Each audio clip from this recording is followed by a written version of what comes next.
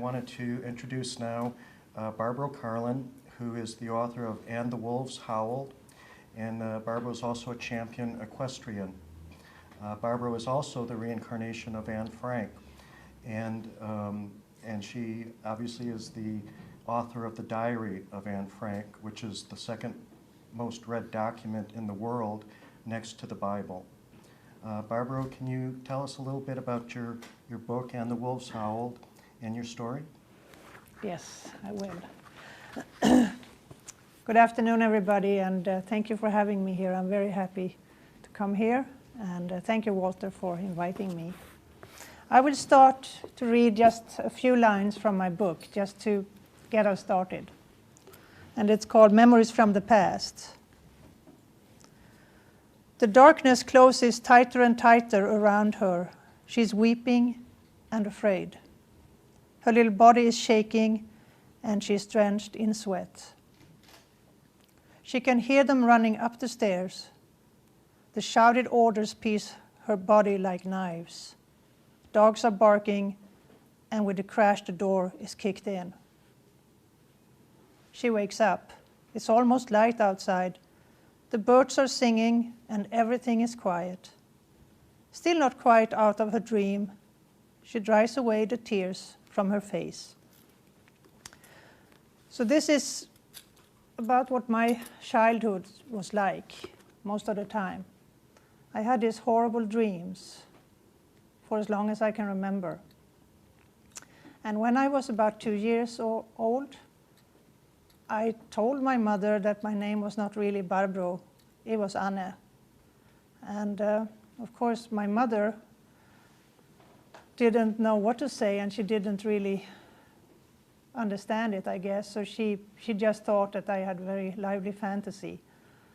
And I kept having my dreams, and I tried to find out how strange it was that I was living in two worlds at the same time. I know my name was Anne Frank, but they insist calling me on Barbro. And my parents insisted me to call them Mom and Pa, and I knew they were not my real parents. So it was a very difficult situation to grow up like this, because I had no one to talk to. And even though my parents were very, very loving and caring, they didn't want to deal with this. So they just pushed me down when I talked about it. So the years went past, and I kept telling them that my name was Anne, and that my father was soon going to come and get me, and I was going to leave them. And my mother got so worried, so she took me to a psychiatrist because she thought I was crazy. And at that time, I was about 6 years old at that time. So I have found out that it was not really a good thing to talk about, because everybody got so tense when I tried to explain to them what I experienced. So I realized that this doctor that was supposed to talk to me would be like any other adult and just make me feel bad about it. So I didn't tell him anything about it. I was just like a normal 6-year-old happy girl. And he said to my mother that she's as normal as she can be. So don't worry about it, she will grow out of it. Well, I never did. I had my memories with me, and I just became more and more quiet about it. But then when I was 7 and I started school, I learned how to read and how to write. And that was a wonderful, wonderful relief, because now I could write. And I could tell the paper everything that I couldn't tell anyone else. Because when I wrote it, I could throw it away, which I did. Most of it I threw away right away. But a lot of pieces of paper were spread around in my room. And it was everything from poetry to little stories, thoughts about the higher power, reincarnation, where we came from, where we were going. And one day, a friend of the family found all these pieces of papers laying around everywhere. And he read it, and he gathered it, and he asked my parents if he may take it and show it to a publisher, and they said, by all means, we don't care. She had done that for so many years, so we didn't even think about it. At that time, I was about 11 years old. So he gathered everything he could find and asked me for more, and I just gave him what I had. And before I knew it, my first book was published, called Man on Earth, and that was published when I was 12. And it kind of took off from there because I was so young and there was a lot of publicity around it. But nothing that I had memories from being Anne Frank or anything, because I had decided not to talk about it anymore. I was, not to say ashamed, but I was feeling really awkward. Because in school I realized that Anne Frank was a famous person. And the first time I heard about that, I was shocked actually. Because all of a sudden my teacher started to talk about Anne Frank, and here I was knowing that I was Anne Frank, and how can she talk about me? It didn't really work for me. And then eventually, of course, she told about the diary and about everything. So I realized pretty soon that it was not very smart to go around and say that I had been Anne Frank. So I just became very quiet about it. Also, when I was 10 years old, I go back a little bit in time here. When I was 10 years old, my parents decided to take me and themselves for a trip around Europe to see the big cities, London, Paris, Amsterdam, Berlin. And so we went on our trip, and eventually we came to Amsterdam. We stayed in a hotel, and my parents wanted to see, of course, everything that was worth seeing in Amsterdam, and Anne Frank's house was one of it. And I guess at that time they had just said that my talk about Anne Frank and everything was fantasies, and they had just dismissed it more or less. And we were at the hotel room, and my father said that let's do the Anne Frank house first. So I called for a cab. And I found myself saying to them, we don't need a cab, we're not far away. And I knew exactly where we were. And he said, how can you say that? You've never been here before. I said, well, I don't know, but let me show you the way. I know it's not far. So they said, okay. So they walked with me, and I took them there, and we walked for maybe 10 minutes, and it was a little bit crisscrossing the streets. And when we came, I said, it's around the next corner, and we will be there. And we were, and of course both my parents, they were like, what is happening here? But they didn't say much. And then when we came up towards the house, I saw that the steps outside were different, were changed. So I stopped and I said, it's strange, they have changed those steps. And still my parents didn't say anything. And we went in, paid our tickets, and when I came into that house, it was the most horrifying feeling I have ever had. Because all of a sudden I was back to my dreams. I recognized everything I had seen ever since I was a little child. And I took my mother's hand, and when she felt how cold I was and sweaty I was, she said, my God, what's the matter with you? Don't you want to go in here? And I said, yes, I want to go. Just want to hold your hand. We walked up those stairs, and we came up to the room where Anne Frank had lived. And I was absolutely terrified. But there was a part of me that wanted to see it, and I guess to see if I remember if I had the right pictures, and if everything was the same way that I knew it should be. So when I looked at one of the walls, I saw all these pictures from newspaper magazines that was cut out, and it was from movie stars and song stars and things. And it made me feel almost happy, because I said to my mother, look, the pictures are still there. And it was like almost coming home. And she said, what pictures? And she looked on the wall, and I looked on the wall, and there were no pictures there. I said, what do you mean? What are you talking about? I said, I saw those pictures on the wall and I know they have been there.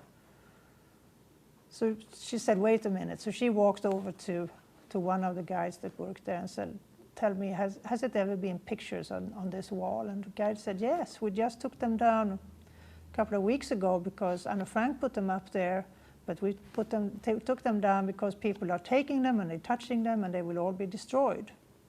But now we're putting them in a frame and glass so no one can destroy them, but they will be up again.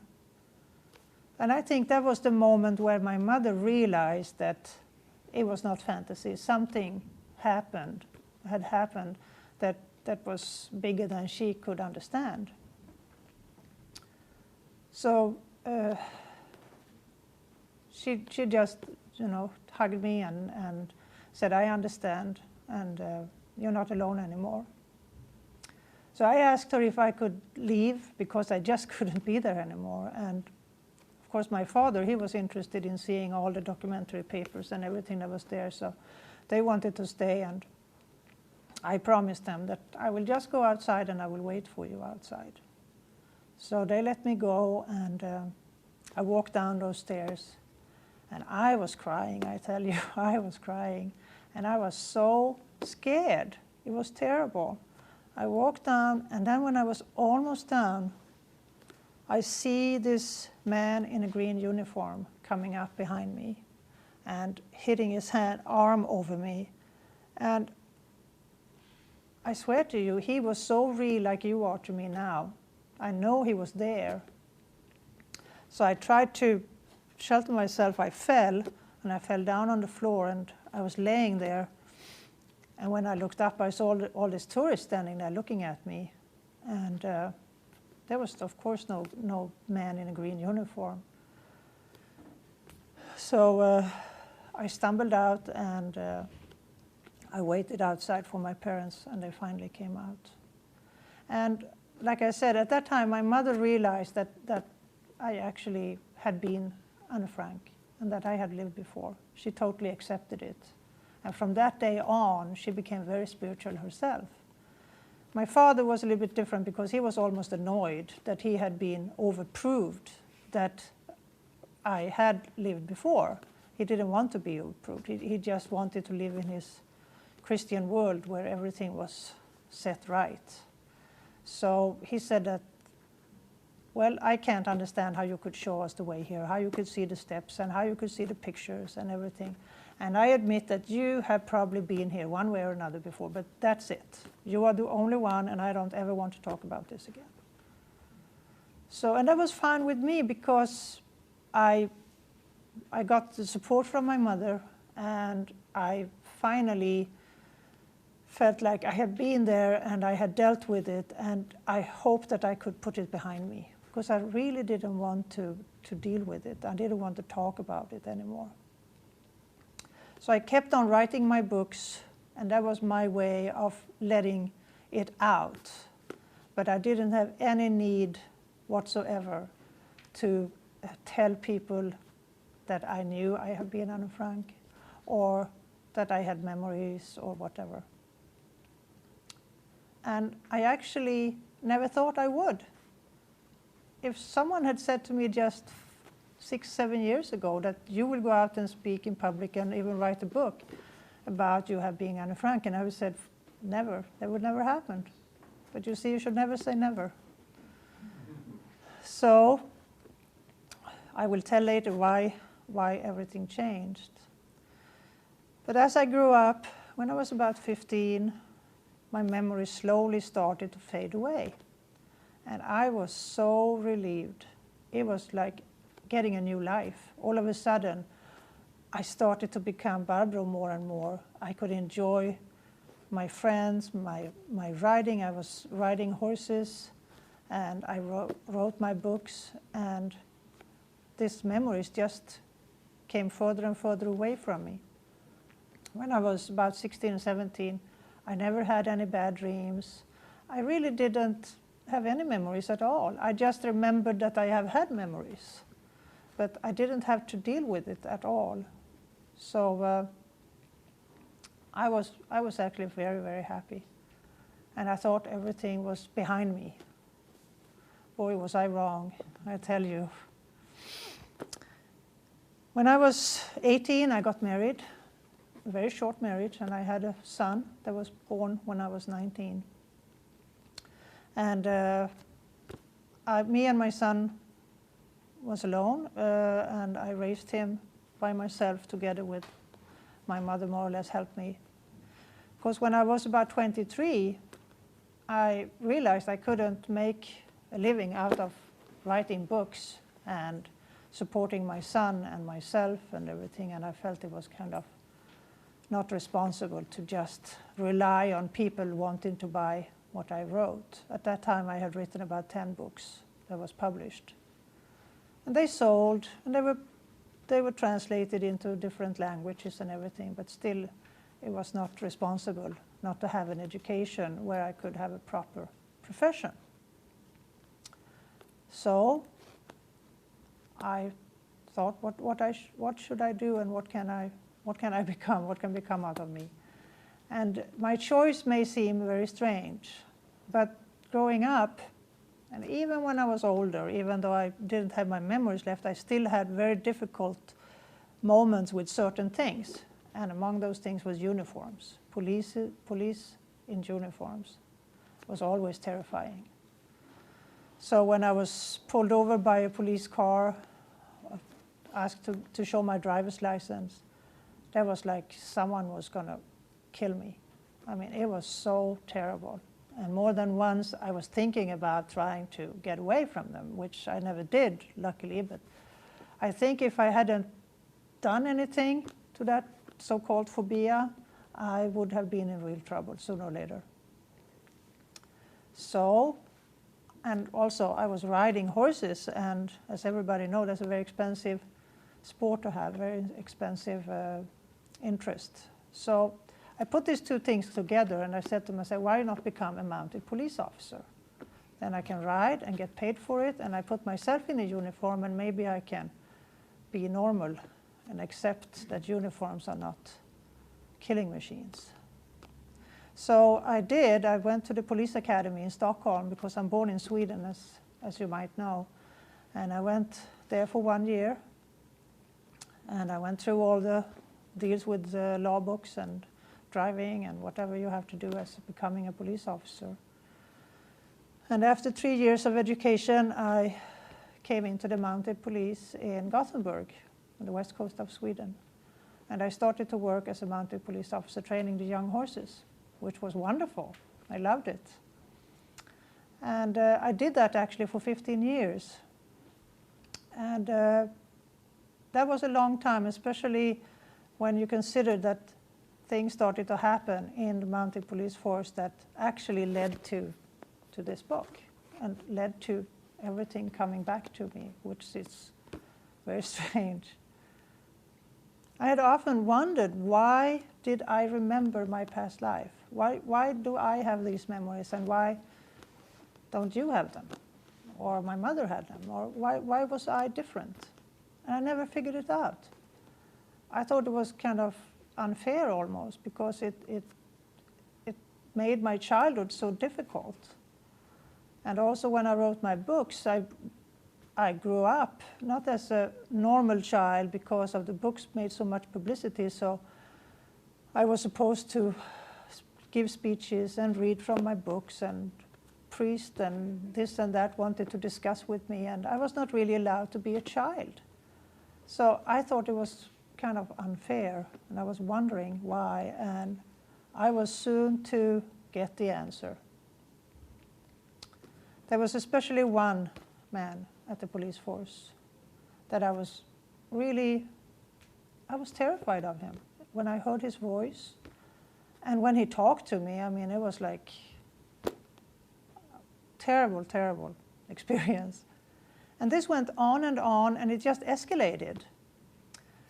And the event that happened is all described in my book, and it's a very long story. I can't do it, because then we will not leave here tonight. So I will just tell you that he, together with another person, started kind of a prosecution against me, and a crusade against me for no reason whatsoever, not at least what I could figure out at that time. And it just got worse and worse and worse. So finally I found myself living in that nightmare that I have had almost as a child. I had it in my life. Of course they didn't come barging into my house and with dogs but this crusade against me and this persecution against me was so determined and it was so strong, I couldn't get away from it. No way I could get away from it. And after a very short while, my memories came back. My dreams came back, like the dreams I had when I was a child, all of a sudden. So I found myself having nightmares in the day and nightmares in the night. And there was no relief to be found anywhere. And it was driving me crazy. This went on for more than a year. And I didn't know what to do. There were no answer for me why this was happening. I couldn't see the connection between the nightmares I had as a child and that was coming back and what was happening to me in the daytime. And in my despair and not having any answers to all my questions, I was this close of ending my life because I just couldn't deal with it. And as a last resource, I walked out one night. I walked out to the ocean and I was sitting there and I said, why is this happening to me? Why do I have my memories? What can I do? And I got this strength inside me, this light really that came inside me, and it just filled me with light. And I just knew that I will get answer to all my questions if I just was strong and I didn't give up and I was just staying alive most of all. And at that night, when I came home, I went to sleep. I had a nightmare again. But the nightmare was the answer of all those questions. And it showed me what happened. And at that night, I realized that what happens to you in one lifetime affects you in this lifetime or in the next lifetime. It's not a coincidence when things happen to you. It always has a purpose. But even if we can't see the purpose, we have to believe in it and we have to be strong and we have to trust our inner spirit, the good force within ourselves and not let the evil forces take over. And in my dream, I could see that those two people that have persecuted me in this life, they were in my past life. And there were things happened in my last days of life as Anne Frank that is not known, and I certainly didn't know about it, and that explained why it happened as it did in this lifetime, because there was unfinished business, so to speak.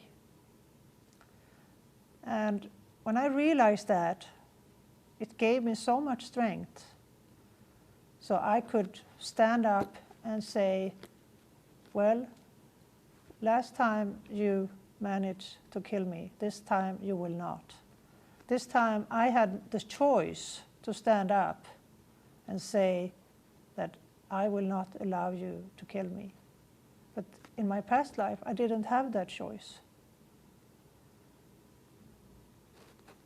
And after that, I came to the conclusion that the reason why I've had these memories must have been, first of all, I wouldn't have survived this thing if I haven't had the memories, because then everything would have seemed totally meaningless and evil to me. And the second thing is that I wrote my book, and where I go out and I say that I was Anne Frank. And that is not the important message, but the important message is that if you know that you have had a life before, if you know that it could be things that happened to you in your past life, or it could be karma, it could be people around you that affected you in a way that they did at that time, this is the reason why it happens now. You don't have to remember your past life, but I think that it makes it easier for you if you know that you had one. And to me, it definitely saved my life to see the connection and to know that I was the one to make the choice in this life. And I think that we all have that possibility to make our own choices. And that is why I wrote this book. So if anyone that reads this book can see what I went through and say that then I can go through what I have to meet and face too, then it was worth it, because I knew that a lot of people would react negatively for me coming out saying who I was. But I couldn't make up another name or say that I was another person in order to write my book. I had to tell the whole truth. And that is what I'm here to do. And I'm very happy that you wanted to listen to me, and thank you for coming. Thank you.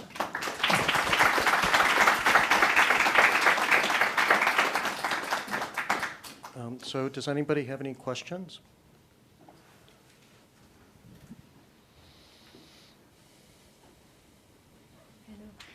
I wanted to know, have you been able to get rid of any anxieties from that past life?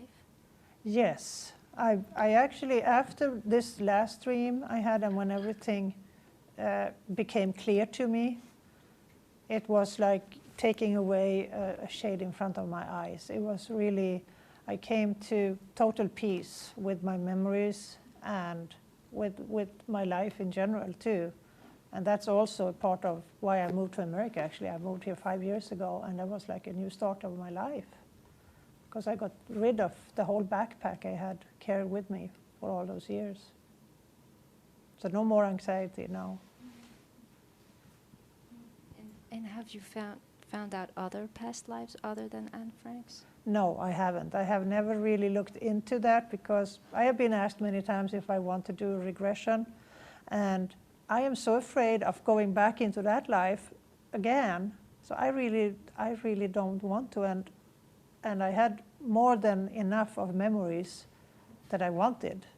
So I really don't want to open that door again.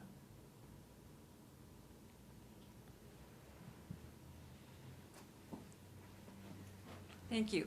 Now that you've grown up to be a woman, and you know that in that life you were a young girl who didn't survive past her adolescence, how does those thoughts to you of what you had then compared to how far you've progressed now?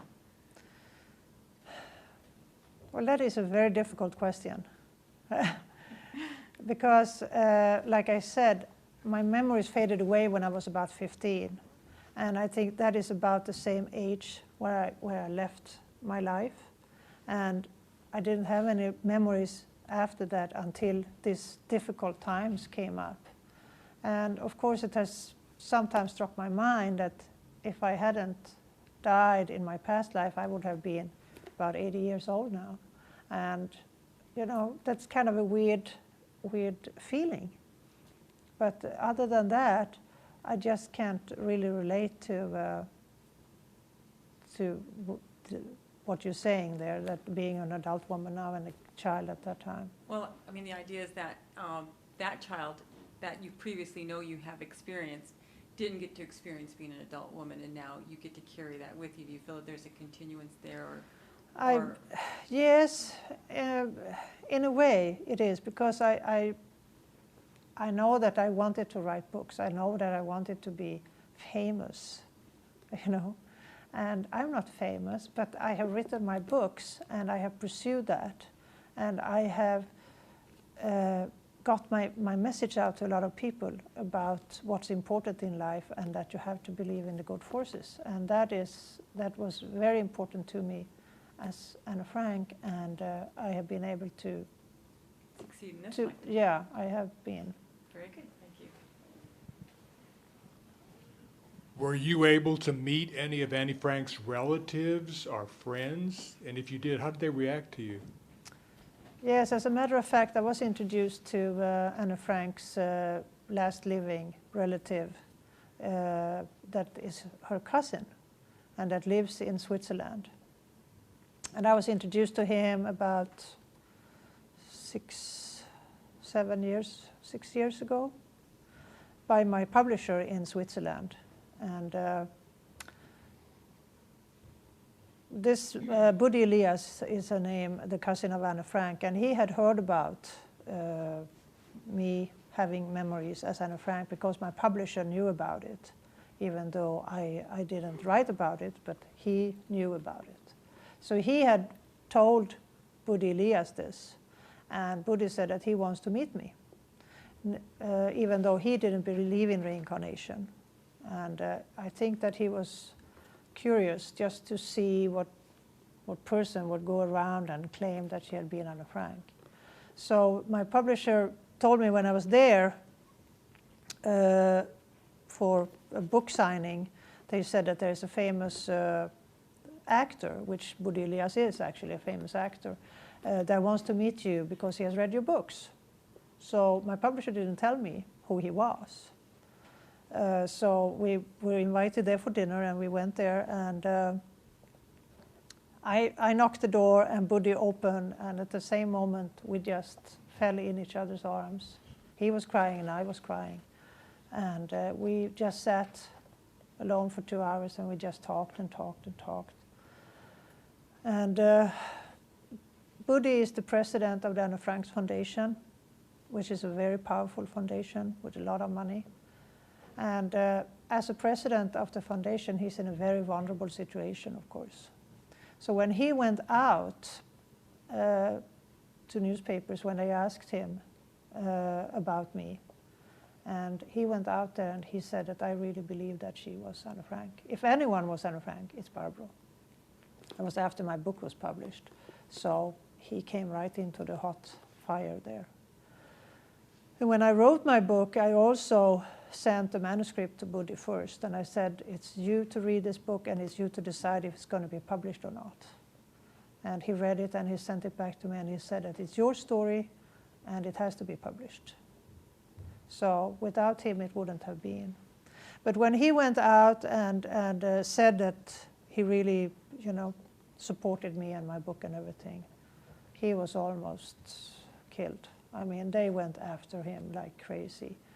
And they wrote big articles about him, how the president of the Anna Frank's Foundation could be so crazy and believe in such stupid things, and where would this lead eventually with royalties and, all these stupid things. So, and he's an older man. I mean, he's 75 years old. And he got so affected by this, he almost had a heart attack. And he was really, really in bad condition for a while. And I just said to him and his wife too that, you just can't do this. You have to back off here and just don't make any statements. And he said, that's what I'm going to do. I'm not going to talk about it anymore. So he has been, of course, questioned a lot to go out and talk about it, but he just doesn't do anything anymore with it. But we are very, very close friends. And every time I go to Switzerland, I stay with Buddy and his wife. And we have weekly contact, more or less.